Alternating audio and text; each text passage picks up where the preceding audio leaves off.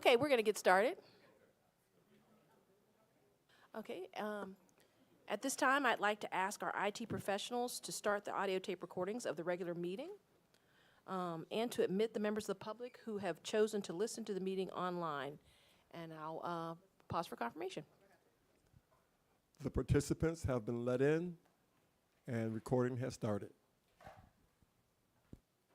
Okay, thank you. My name is Lisa Washington. I serve as Interim General Counsel and Assistant Secretary of the Housing Authority of the City of Atlanta, Georgia, also known as Atlanta Housing. Before the regular meeting is called to order, please consider the following announcements. We welcome the members of the public who have joined us in person in the Pecan Room at the Atlanta Housing Headquarters, located at 230 John Wesley Dobbs, Northeast Atlanta, Georgia, for this regular meeting of the Board of Commissioners of Atlanta Housing. We also welcome the members of the public who have joined the meeting via audio conference. There's also an option to view the meeting live streamed. Members of the public can find the link in the notices sections on the Atlanta Housing website. The live streaming link is also contained on the Atlanta Housing Board Docs location. Please be advised that any members of the public who wish to address the board during the time for public comment period must have signed up on the public speaker sign-up sheet at the front door of the meeting room prior to the time the meeting is called to order, or have sent in a comment by the time set in the notice of the meeting. A link to the meeting agenda, board resolutions, and presentation materials are available for review by the public by accessing the link on the Atlanta Housing website at www.atlantahousing.org/notices. I always want to do it. I never forget. Remember to do that at the beginning of the meeting. So forgive me for being a kid. My name is Larry Stewart, and I serve as chair of the Board of Commissioners. I'm now calling this regular meeting of the Board of Commissioners of the Housing Authority of Atlanta, Georgia, to order. Today is Wednesday, March 26, 2025, and the time is 2:04 p.m. Will the Interim General Counsel take the roll to determine a quorum for the meeting? Chairman Stewart. Here. Commissioner Kirsch. Commissioner Kirsch. Commissioner Alvarado. Here. Commissioner Elliott. Here. Commissioner Faruqi. Commissioner Faruqi. Commissioner Hooker. Commissioner Hooker. Commissioner Martin. Here. Mr. Chair, there is a quorum present. All right. The agenda has been presented to the board for review and comment. Are there any proposed changes to the agenda? All right. Hearing none, may I have a motion to adopt the agenda? So moved. All right. So moved by Commissioner Alvarado and seconded by Commissioner Elliott. Is there any discussion? Hearing no discussion, I will call for the vote. All in favor of the motion, please indicate by saying aye. Aye. Did not hear any opposition or abstentions on the group, amongst the group, so the motion is carried. Commissioners, the minutes of the regular Board of Commissioners meeting held on February 26, 2025 are before the board for review and comment. Are there any proposed corrections to the minutes of the regular Board of Commissioners meeting? All right. May I have a motion to, so it sounds like there's no proposed correction, so may I have a motion to approve the minutes of the regular meeting held on February 26, 2025? So moved. May I have a second? Second. All right.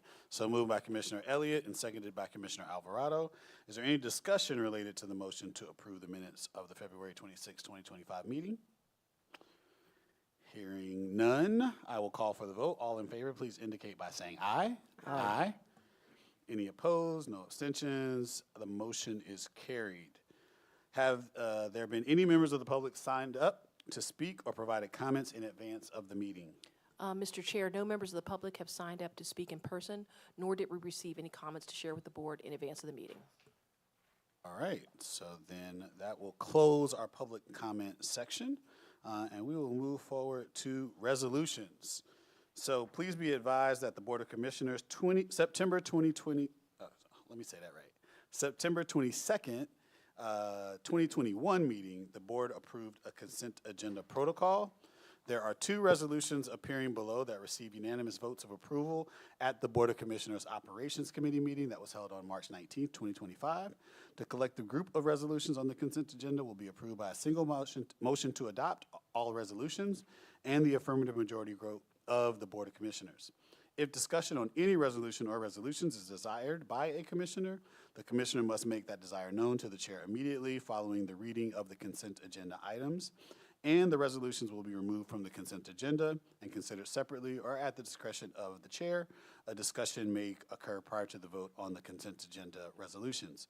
Moreover, if a commissioner simply wants his or her vote to be specifically recorded on a particular item, separate votes may be taken on the resolutions. Will the interim general counsel identify the 2 resolutions on the consent agenda for the record? Yes, Commissioners, before you are copies of the following consent agenda resolutions. Resolution number 2509, the Housing Authority of the City of Atlanta, Georgia seeks authorization to enter into an agreement with a qualified contractor to provide professional facilities management and related services for AH&H affiliate-owned properties. And Resolution number 2510, the Housing Authority of the City of Atlanta, Georgia seeks authorization to submit its fiscal year 2026 Moving to Work Annual Plan to the United States Department of Housing and Urban Development. All right, may I have a motion to consider, adopt, and approve the consent agenda containing resolutions 2509 and 10? Okay, hold on. It looks like this says 20, okay, so it should be 2510.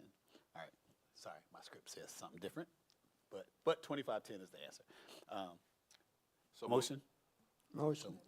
All right, so moved by Commissioner Alvarado and seconded by Commissioner Elliott. Is there any discussion related to the consent agenda resolutions? Aye. All right, hearing none, I will call the vote. All in favor, please indicate by saying aye. Aye. Did not hear any opposition or abstentions, and so the motion is carried. Okay, so now, Commissioners, before you is a copy of the resolution number 2508, where the Housing Authority of the City of Atlanta, Georgia seeks authorization to amend the current HomeFlex commitment for 588-592 Panes to revise the HomeFlex unit configuration. All right. May I have a motion to consider Resolution 2508? Second. All right, so moved by Commissioner Elliott and seconded by Commissioner Alvarado, and we will now hear a presentation from Shannon Walker. Thank you. Good afternoon, Commissioners. My name is Shannon Walker, and I'm the Vice President of Housing Operations. And I come before you today seeking, let's make sure my PowerPoint thing is working. There we are. Seeking authorization to amend the current HomeFlex commitment to revise the unit configuration for 588 and 592 Panes and include an option to extend the HomeFlex agreement. This development is owned by 588 Panes LLC, also known as Westside Future Funds. It will be managed by Integral Property Management. This is a family community located at 588 and 592 Panes Avenue Northwest. Council member is Byron Amos, Council District 3, and Neighborhood L. The current configuration of this development for the HomeFlex units, there are 8 two-bedroom units, and the owner is proposing to reconfigure that unit designation by having 1 one-bedroom unit, 6 two-bedroom units, and 1 three-bedroom unit at this location. Based on the current demographic profile in this particular area, based off of the census report covering years 2019 through 2023, there were 317 up to 427 families living here. Those particular families had an income that ranged anywhere between the 31 to 50% AMI levels. With that in mind, during the final phase of reconstruction, the owner then realized that the current unit mix was not suitable for accommodating families of various sizes. And so according to Atlanta Housing's occupancy standards, we want to ensure that the owner is adhering to those particular standards by making sure that families are not either being over or underhoused. And by doing so, AH is seeking approval to amend the current HomeFlex commitment to revise that configuration and authorize an initial 10-year term and add 1 5-year term option for a total not to exceed 15 years. If it is approved, the projected HomeFlex subsidy over a 15-year period is estimated at $1.9 million for this development. That concludes my presentation to you, and thank you so much, and I open the floor for any questions you may have. All right, are there any questions? Y'all making this easy today. I don't have any questions either, so I guess I will get ready to call for the vote. All in favor, please indicate by saying aye. Aye. Aye. And no opposition and no abstentions. The motion is carried. Thank you. Thank you. Commissioners, before you is a copy of the resolution number 2511, where the Housing Authority of the City of Atlanta, Georgia seeks authorization to approve business terms, submit a mixed finance development proposal to the United States Department of Housing and Urban Development, provide a development loan, and take all actions necessary to complete the financial closing of Martin House at Adamsville. May I have a motion to consider Resolution 2511? Motion. Second. Okay, you said yes? Okay, I'll make sure I heard you. All right, so moved by Commissioner Martin and seconded by Commissioner Elliott. And now we will have a presentation from Maya Hadari. Good afternoon, Commissioners. So we come before you seeking approval to, from the board to approve the business terms and to take all necessary actions in order to provide a subordinate construction to perm development loan of up to $4.5 million to the developer, which is National Church Residences or their related entity. And this is gap financing in support of their execution of the recapitalization and resyndication of the Martin House. We're also interested in getting your approval to extend the existing HomeFlex agreement to support 144 units at the property and to award an additional 8 as permanent supportive housing for a term not to exceed 20 years, as well as take all necessary actions to receive the HUD approvals of the development proposal and the evidentiaries. So just a little bit of background about Martin House at Adamsville. The current owner is a related entity or an affiliate of ANDP called Misty Ambers LP. And the developer that's interested in acquiring and then doing the resyndication is, as I mentioned, the National Church Residences.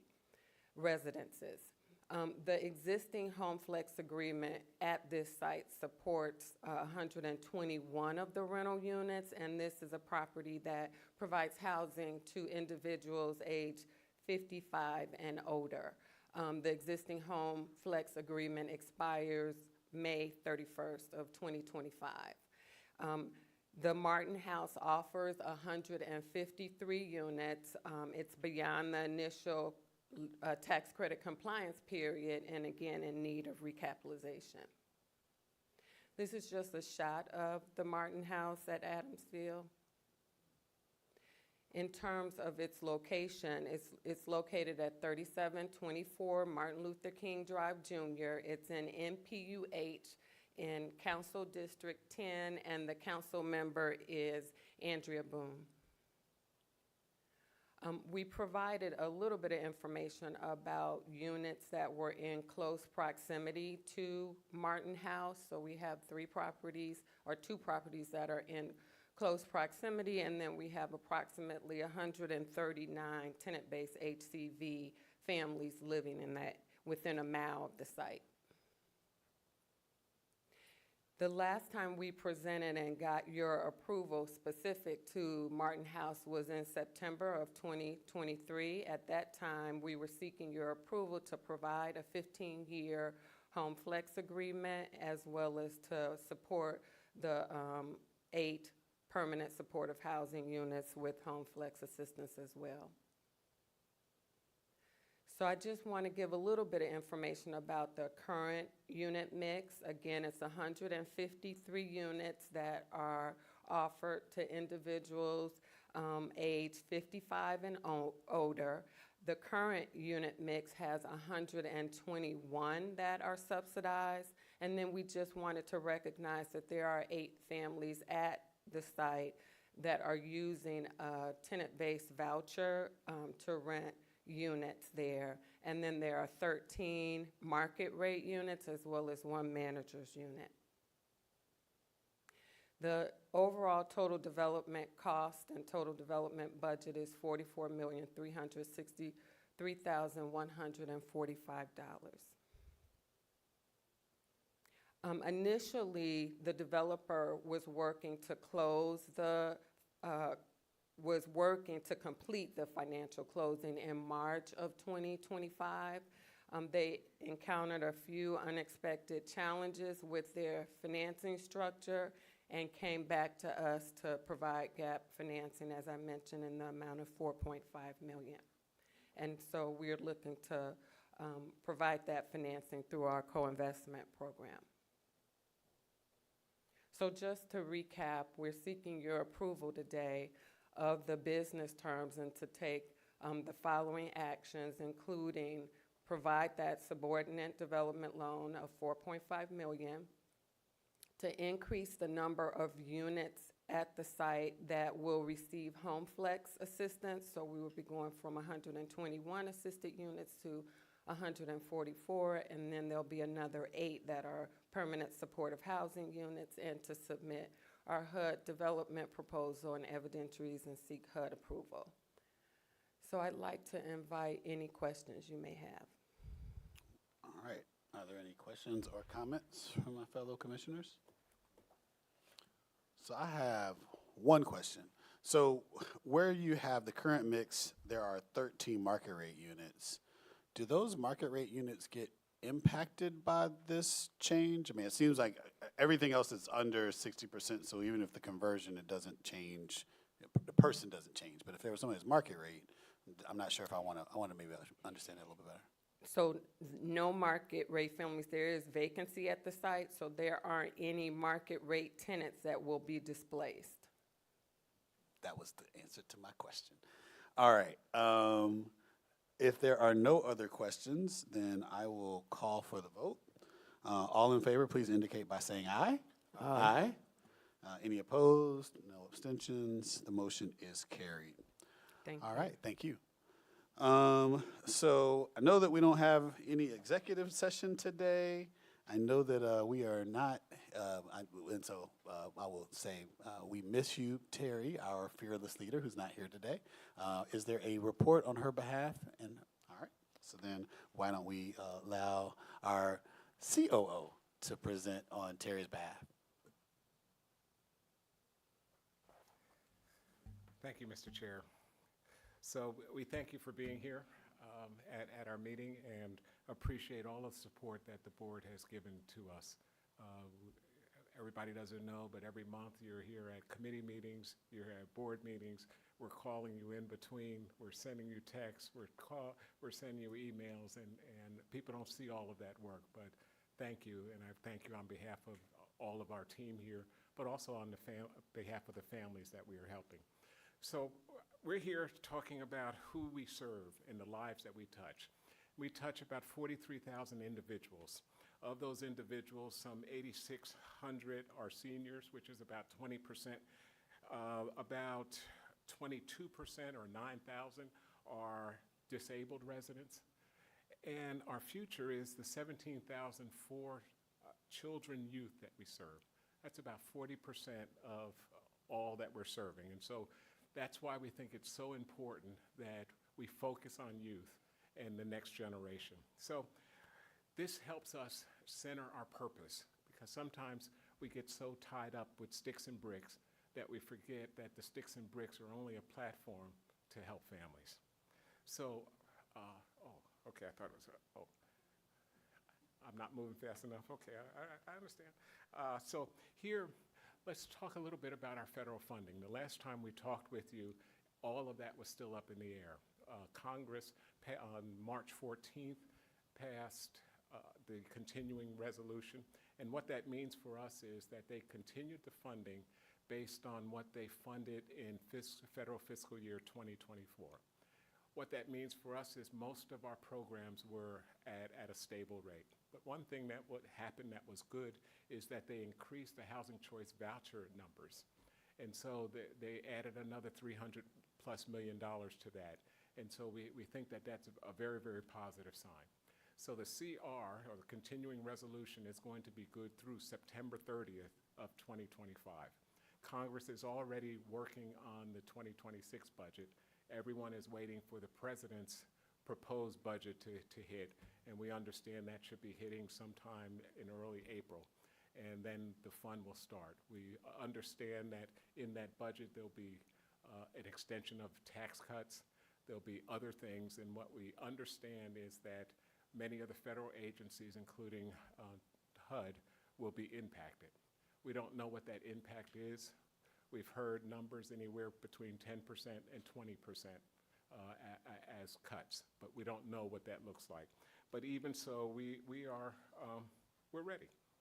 We're not standing still. We are looking at how we can streamline our operations, how we can continue sort of our 3 priorities. And so Terry has set out 3 priorities for us during these, in what we're calling challenging times.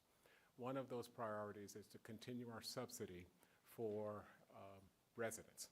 And so that's on the housing choice voucher side, that's on the public housing side, that's everywhere we are providing subsidy to continue that. So that's the first one. The second one is to continue our development program. We can't create more affordable housing unless we continue our development program, and we also can't preserve unless we're thinking about that also. So that's the second one. And then the third one is to make sure we have dedicated resources to do the first 2.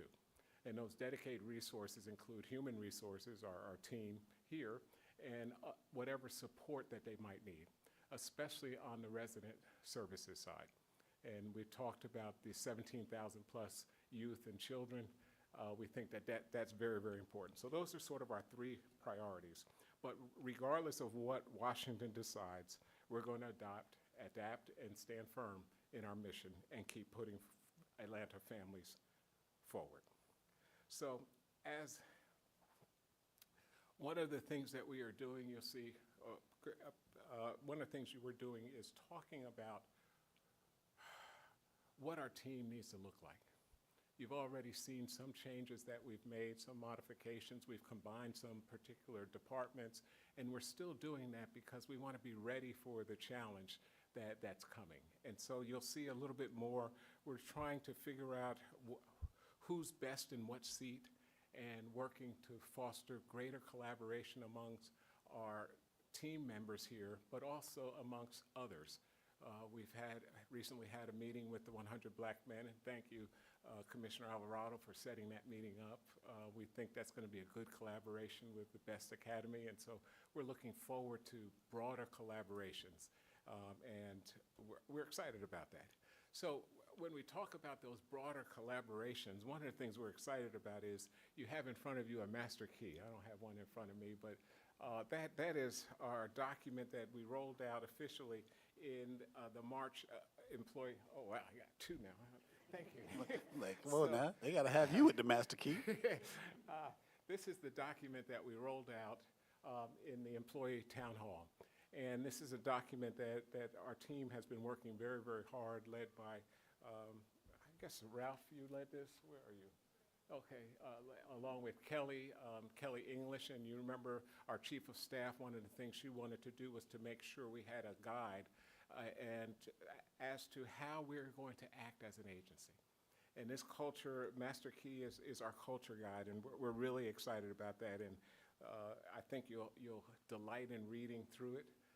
You see it is very, very well done. I can tell advertising and artist folks had a great impact here, and so we thank them for that, and we're proud of that, and we'll be talking about that. You know, one of the best books we like is our strategic plan book, and now we have a companion book that we can work through, and so I want to thank our team that put that together and that presented that so excellently. At our town hall, we also had Olympian and Atlanta affordable housing developer, Christy Castlin, who, as I understand, gave an excellent motivational speech and inspired. And the reason I say, as I understand, some of us were in Washington during that time period and didn't get a chance to participate firsthand, but we heard about it and we were so excited about that. At the core of what we're doing, we believe every family deserves the right to call Atlanta home. And we think, as we're looking at it, about 18% of the rental units in Atlanta are supported by Atlanta Housing. And so we think we're a major player in the health of the area of Atlanta. And what we are doing is helping the most vulnerable. Because of that 18%, you know that there's a huge percentage that is not really geared toward the most vulnerable. So that's where we are there. So now we talk about what is it we've been doing. One of the things that our board has charged us with is to get out and tell people our story. And so we are able to do that, and you'll see a couple pictures, 3 pictures here. One talks about the Rotary panel, and if you noted, Terry is a recent member of the Rotary, and already she's been asked to facilitate a panel discussion. And in that panel discussion, you'll see our own Sarah Kirsch, you'll see the Courtney English, our Chief Policy Officer and Senior Advisor to Atlanta Mayor Andre Dickens. You see John Allman, who is President and CEO of the West Side Future Fund, and the other gentleman is Adrian Cronje, and excuse me, Adrian, if I've messed up your last name, who is President of the Atlanta Rotary. And in that panel discussion, they talked about affordable housing, innovation initiatives, the power of partnerships. They talked about sustainability and how we can help Atlanta grow. And so we're excited about that. As you the next is talking about the Habitat for Humanity series, and this was a powerful discussion for Women's History Month called A Seat at the Table. And in that, we had talking with Rosalind Merrick, and it was moderated by Crystal Edmondson of the Atlanta Business Chronicle. There was a deeply personal and thought-provoking time, and you had 3 powerful women there presenting.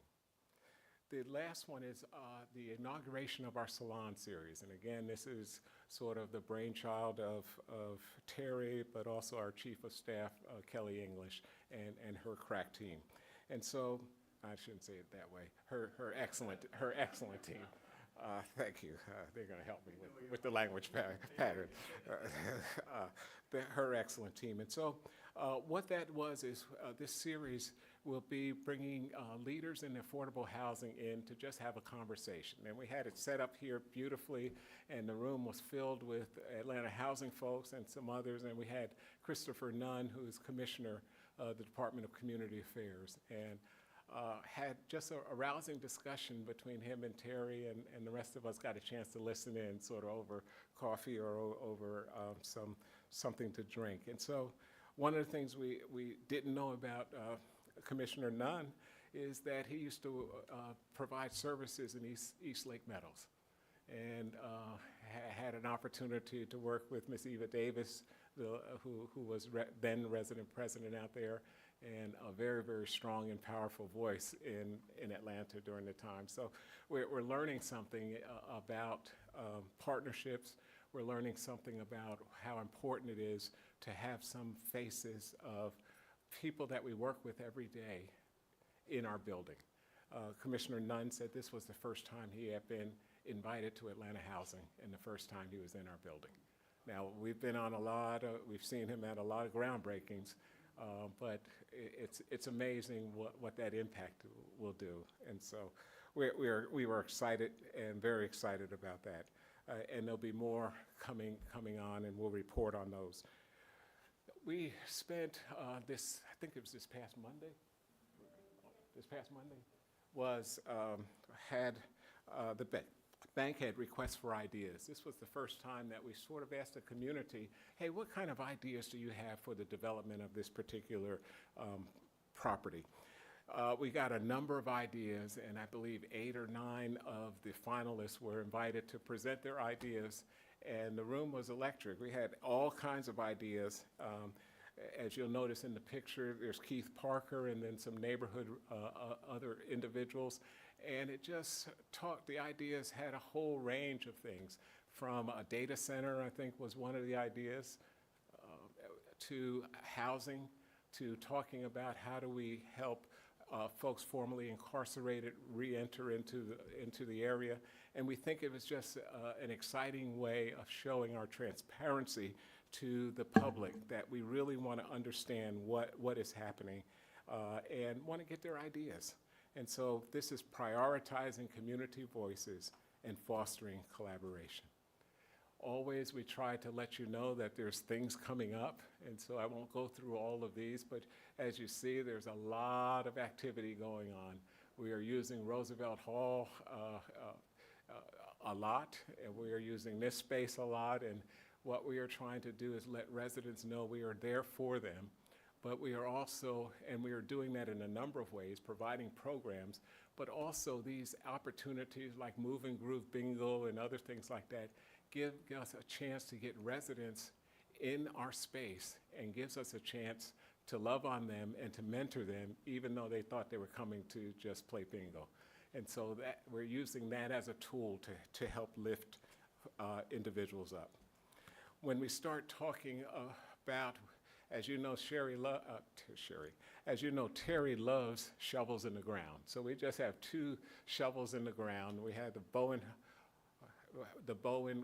homes groundbreaking, and so you see the picture of the individuals there, and so we appreciated that. That's exciting. That particular property is a $63.6 million redevelopment project in the historic Bowen home site in the Cary Park neighborhood. We think there will be 151 total units.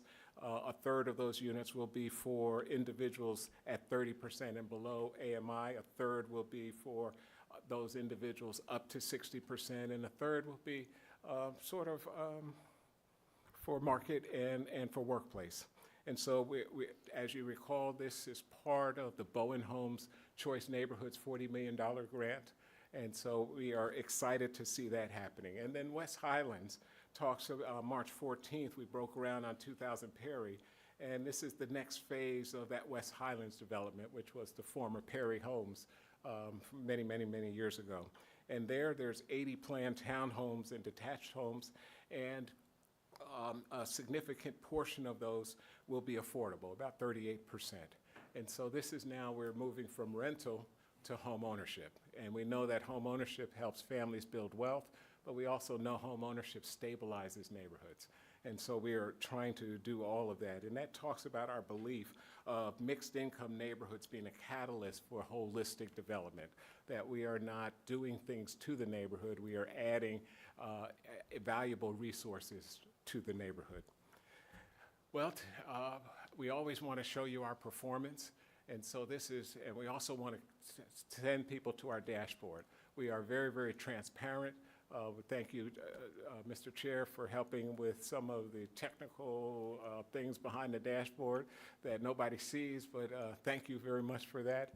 And you'll see that we have the numbers of the various goals. And I'm not going to go through all of that. I'll let you see that. All I can tell you is those goals on the preserved and the created have changed. They have gone up even since we've printed this. And so you'll see that. And this helps us stay centered on where it is we're supposed to be going and if we are, in fact, making the impact that we think we should be making. One of the things I did want to point out is in our customer service team, we did a survey and of what was happening with our call center and all of that. And we had a 60% response to our survey. And we found that residents were telling us that they feel heard, respected, and supported. And that made us very, very glad. But we think there's still much more to do. As anyone that's done a call center, it is interesting work. And people come and call at times when they're in crisis, for the most part. And so we appreciate Tracy Jones's group and all that they are doing to support everyone that's going on. We are going through our budget sessions, and we are, I guess I'm giving it away, but we are telling everyone that they ought to hug a housing choice voucher person because they bring in the most of our money, and they also serve the most people. And so sometimes we forget, sometimes that work is a little bit thankless, but we are very, very excited about there, and we think we have the best senior vice president leading housing choice voucher in the country. And so we are very, very excited and proud of her.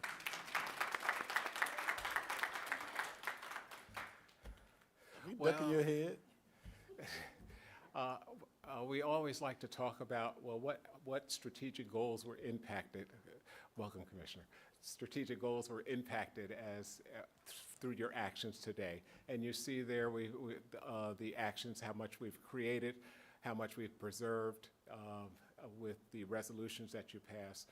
The moving to work gives us opportunities to thrive, and we are looking at that very, very carefully.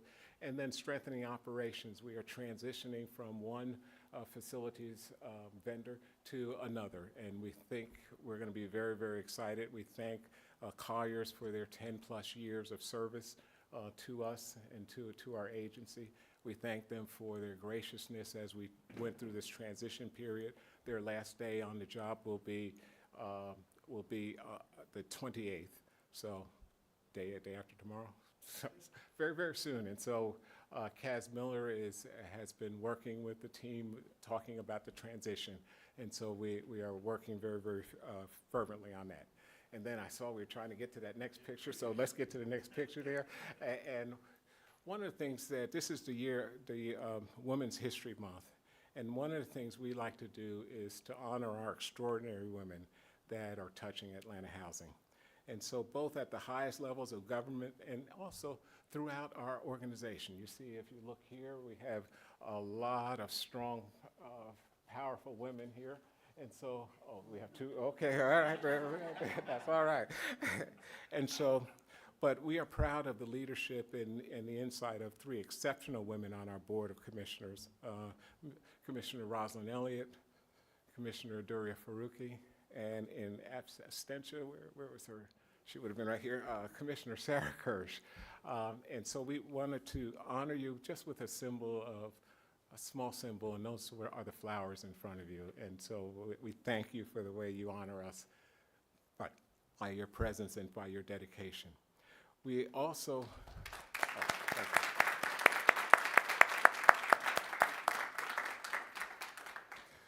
we also wanted to make sure that we talked about the determined and accomplished women that are also part of our team.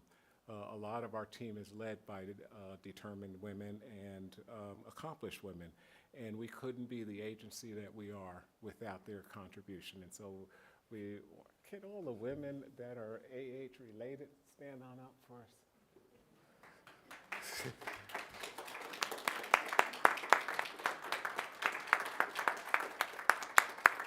Thank you very much. Thank you. So that's a lot of power that just stood up there. So to every woman that has touched AH in any way, we say thank you. And with that, Mr. Chair and Commissioners, is our report. All right, thank you. That was awesome. I appreciate the report, and we will say this publicly. Thank you, Terry, for all the work that you do, and we hope to see you next month. We've been joined by Commissioner Faruqi. You didn't know we were going to be moving this fast today, so you didn't get a chance to vote on anything, but we are honored by your presence.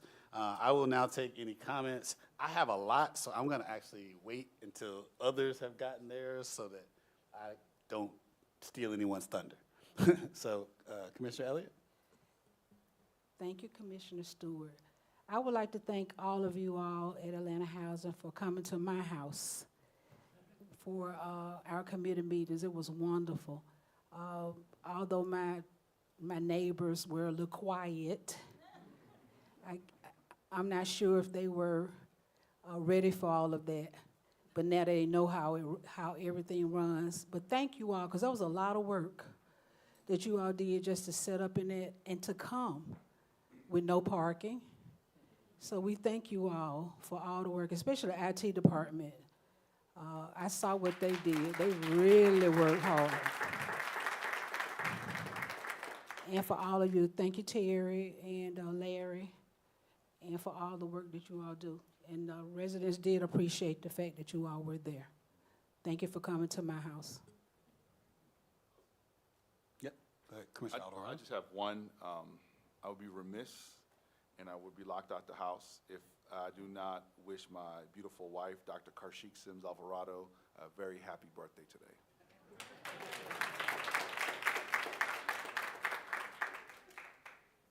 Amen for not getting locked out the house. Anyone else before I say anything? I was just going to say that the reason why I was late was because I was at the mayor's summit that was celebrating Women's History Month and representing Atlanta Housing there.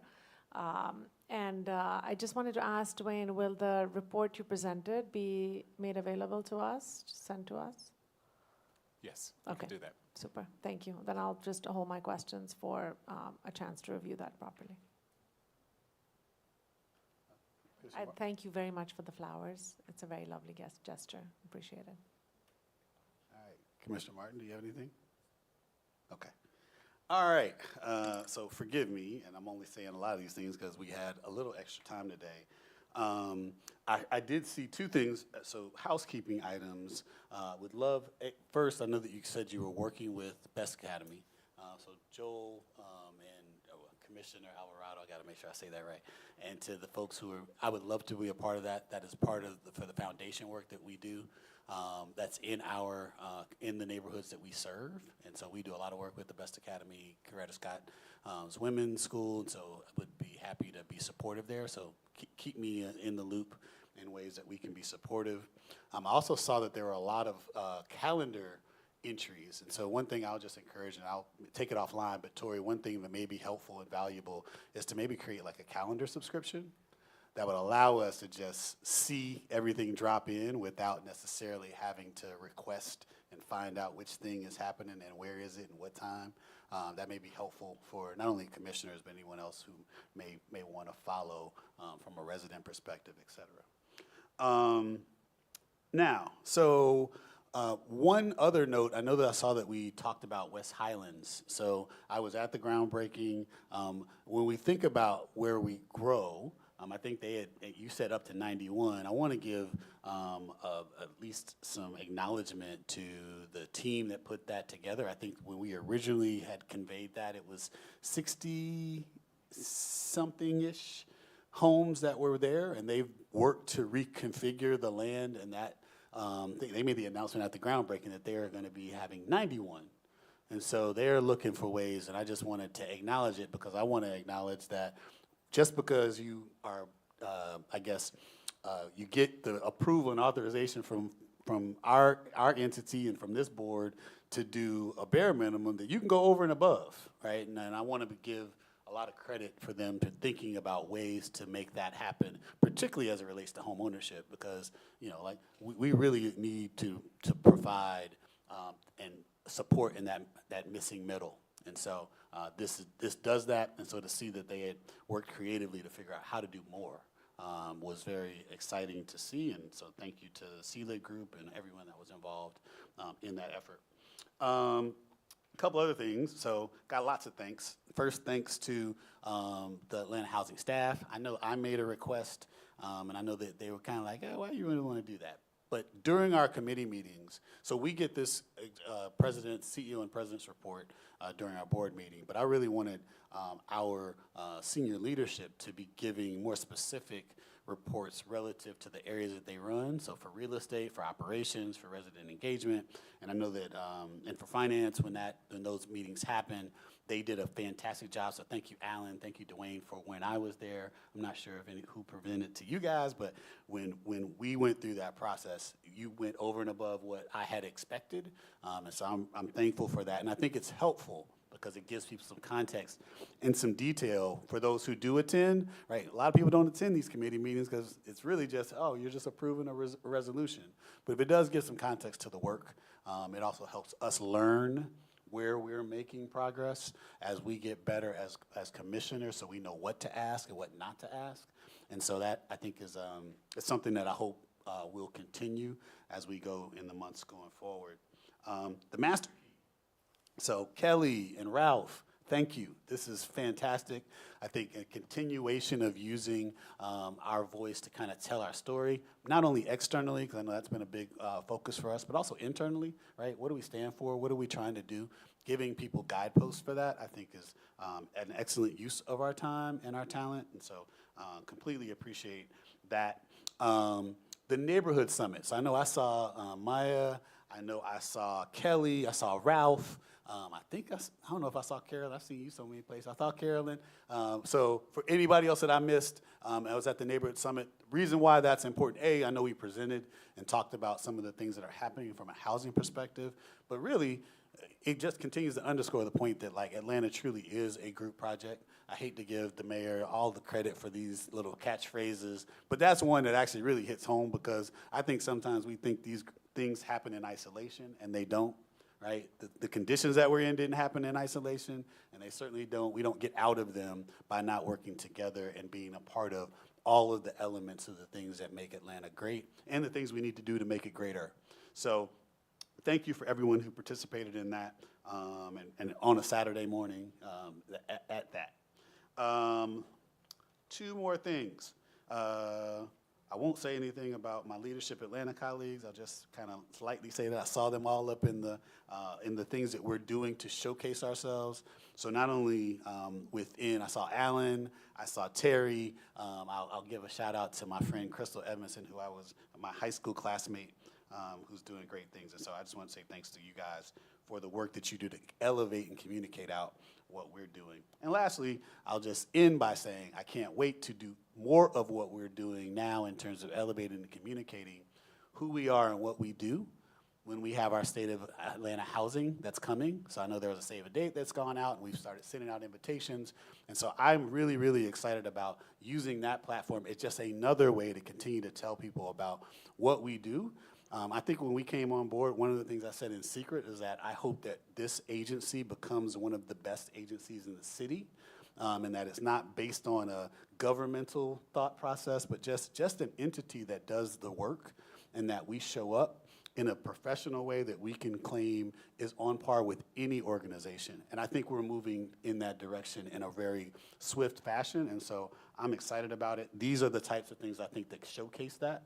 And I'm looking forward to seeing what we do with that State of Atlanta Housing meeting at the Gathering Spot to really showcase to our partners, both internal and external, about why what we do is important, but also why they need to get involved in it. So with that said, I will close. I think that's all I got. So unless anyone else has any additional comments, I will move us to an adjournment. And I have a motion to adjourn. All right, so moved by Commissioner Elliott. All those in favor, please indicate by saying aye. Aye. And this meeting is adjourned at 2:49 p.m.